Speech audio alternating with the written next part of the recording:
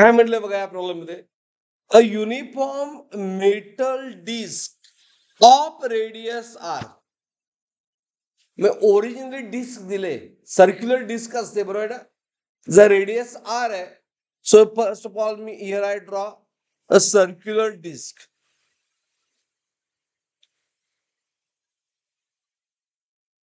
Okay, of radius किती त्याची R. Okay, the centre of mass of disc कुठं असतोय, सेंटरलाच, बरोबर. आता काय म्हटलंय सेकंड केस मध्ये, की from that disc out of disc diameter R is cut off. ह्यातून अजून एक सर्क्युलर पार्ट डिवाइड कट केलाय, जिचा डायमीटर आर आहे. मग त्याचा डायमीटर आर आहे म्हणजे हे बरोबर ड्रॉ केलं का बघा मी, एवढं मी कट केलं. ओके, एवढ्या पार्ट मधून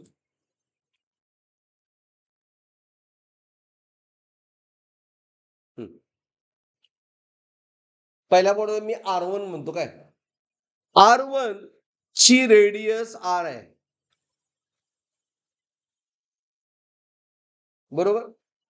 R2 चा डायमीटर आर आहे, पण रेडियस किती असेल, R/2. Got it. विचारलंय काय, centre of mass of remaining part of center from center, very important, center of mass of remaining part from center will be at distance. मग centre of mass ह्या combination centre of mass find करायचं आहे, कॉम्बिनेशनचं centre of mass find करायचं आहे. But कुठून find करायचं आहे,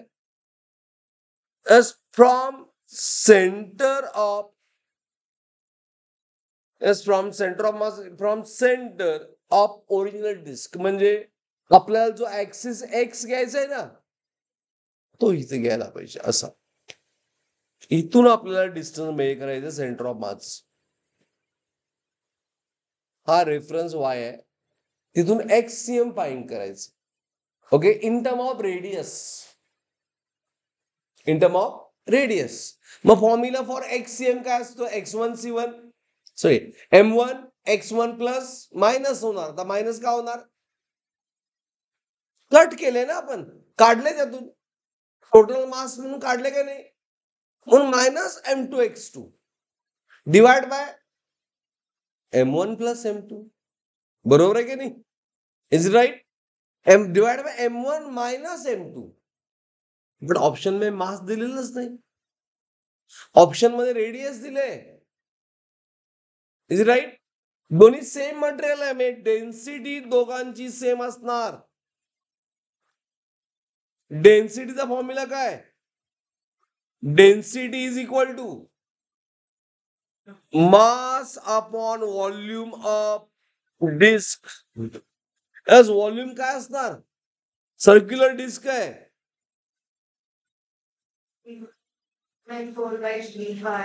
बरोबर 4/3 पाय, बरोबर. व्हॉल्यूम आहे ना, म्हणजे क्यूबच असणार.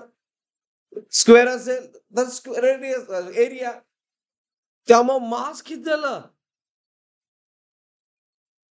मास इज बघा rho into 4/3 pi r cube. Is it right, getting anyone. म्हणजे mass is a proportional to what, r cube. असं का म्हटलो मी, दोन्ही पूर्ण बॉडी डिस्क अँड कट साठी रो 4/3 पाय कॉमनच आहे. मग कॅल्क्युलेशन मध्ये आपण डिवाइड करतोय, त्यामुळं सिंपल कॅल्क्युलेशन साठी आपण हा कॉन्स्टंट घेऊन कॅल्क्युलेशन मध्ये घ्यायचंच नाही. मासच्या वेळी काय घ्यायचं, R cube. Is it clear. बस प्रॉब्लेम फार सोपा आहे.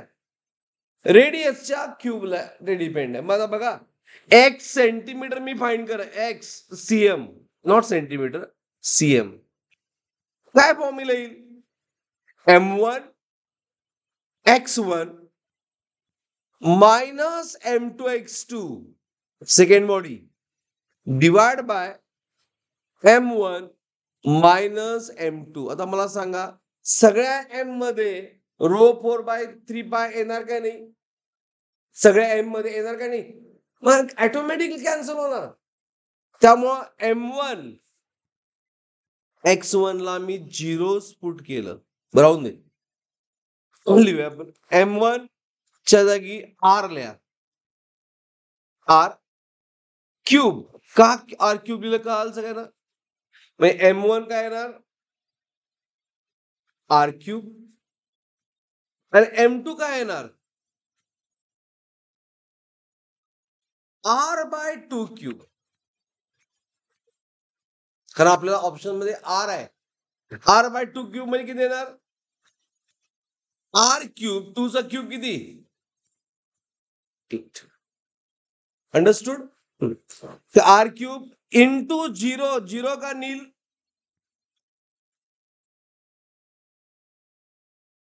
कारण सेंटर ऑफ मास आपण डिस्टन्स मेजर करावं आणि centre of mass circular centre of mass कुठे आहे? वाय एक्सिस वर आहे. वाय पासून centre of mass of entire disc किती? x1 0. Is it clear? 0 का? सही कळाल? 0 का? कारण कळाल नाही तर नाही म्हणून सांगायचं. कळालं? तर हे काय आहे? सेंटर ऑफ मास कुणाचं?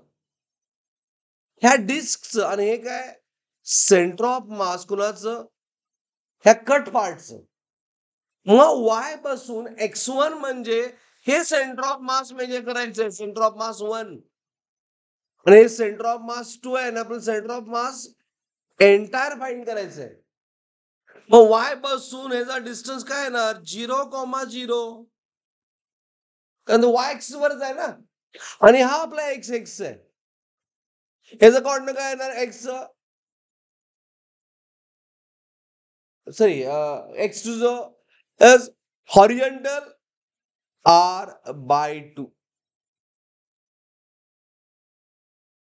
काय R/4? R/4 बरोबर. आणि vertical 0. Right. Radius entire radius by 4. Okay. मग पुट करून बघूया काय असते. तर मास किती येते याचं? R³/8 M2च. आणि याचं x2 किती? वाय पासून सेंटर डिस्टन्स. यस, वाय पासून सेंटर डिस्टन्स. सो त्या आरचा कम्प्लीट आरचा 4th पार्ट आहे की नाही? So R/4. R/4. हे मास किती आहे? R³ minus R³ H. Right. त्यामुळं याला minus R³ bye how much? R³ नाही, R⁴/32. आणि हे किती आलं? 8R³ minus 1 7R³ divide by what? 8. 7R³ divide by 8.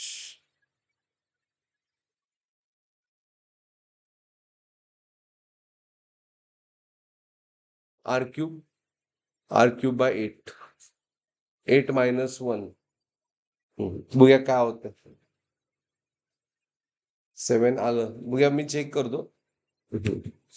तर it is minus R⁴ divide by 32. आणि काय आलं?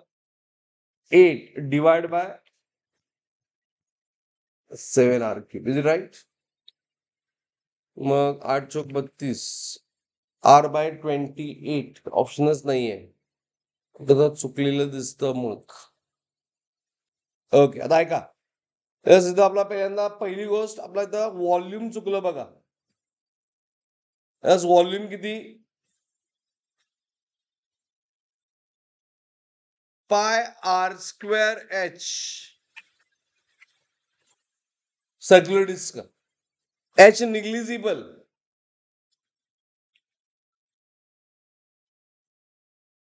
तेव्हा मास येणार pi r square H.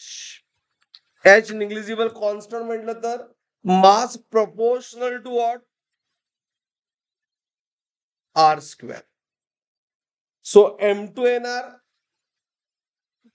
R square, कारण रेडियस आर आहे M1 ची. M1 ची रेडियस आर आहे, त्यामुळे आर स्क्वेअर येणार. आणि M2 आर बाय 2 चा स्क्वेअर, म्हणजे R by 4. Is it right? आता आपण रेफरन्स ऍक्सिस वाय घेतलाय, बरोबर आहे ना? त्यामुळे M1 R square, R square into 0, and M2 is R square into 4. हे तुम्ही परत सॉल्व करू. बेस्ट वे तुम्ही परत सॉल्व करा.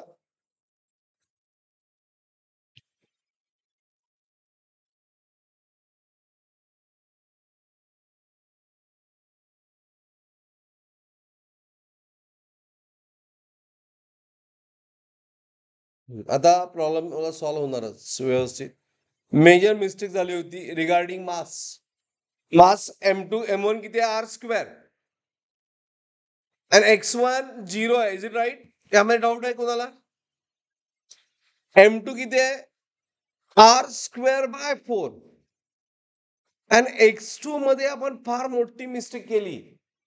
It is not r by, आपण लिहिताना इथं आर बाय 2 लिहिलो radius. And radius nothing but center of mass आहे. It is R by 2 only. इथं आपण मेजर मिस्टेक केली. It is R by 2. Is it clear? Divide by M1 R square, M2 R square by 4. एवढा easy प्रॉब्लेमची वाट लावली. It is a minus R cube by 8 divided by 3R square by 4. Centre of mass negative नसतं, त्यामुळे आपण negative sine cancel करूया. तर ती ज्ञान calculation R cube by 8 multiply with 4/3 R square. आणि त्यामुळं it is R by how much? 3 2 जा 4 2 जा 8 3 2 जा 6. R by 6 is answer. So at the end असे प्रॉब्लेम झालेले फार चांगले असतात की आपल्याला मिस्टेक झाले कळते. ओके, व्हाय नको आहे. Got it everyone? So answer is R by 6.